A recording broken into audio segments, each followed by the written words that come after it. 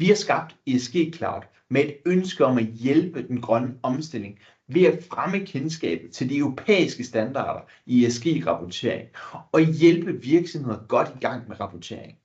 Så godt, at de på sigt kan gøre det uden brug af dyre konsulenter. ESG-rapportering er et absolut must for virksomheder, der ønsker at være attraktive for kapital, medarbejdere og kunder. Og den store forbrugende virksomhed, som der ikke går op i miljø og mennesker, det har ikke nogen fremtid. Vi tror på, at der er en tredobbelt bundlinje. People, planet, profit. ESG-rapportering vil påvirke beslutningstagere i fremtiden.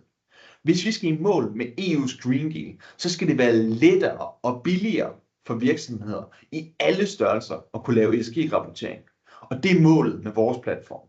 Vi har det seneste år skabt en skalerbar platform, som er testet af flere virksomheder i forskellige størrelser. Og derfra har vi allerede nu kunne vise, at det er muligt at lave en platform, der kan hjælpe virksomheder med at lave ESG-rapportering selv.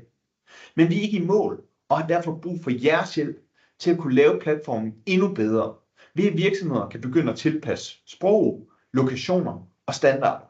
Og der sker rigtig meget med lovgivning og krav i de her år, og derfor er det vigtigt, at vi bygger en platform, som er agil og omstillingsparat. Vores erfaring viser, at ESG er ikke så svært, hvis det gøres pragmatisk og forståeligt. Det skal være muligt for Thomas Tømrer at kunne lave en ESG-rapport, som det er for Morten Mega-koncern. Med støtte for InnoBooster, ja, der vil vi udvikle vores platform til at blive endnu bedre digitalt og videreudvikle AI og machine learning, så kunderne får alt den nødvendige information om ESG-rapport et sted. Og vi vil udvikle værktøjer, rutiner og processer, så kunderne holdes i hånden fra start til slut.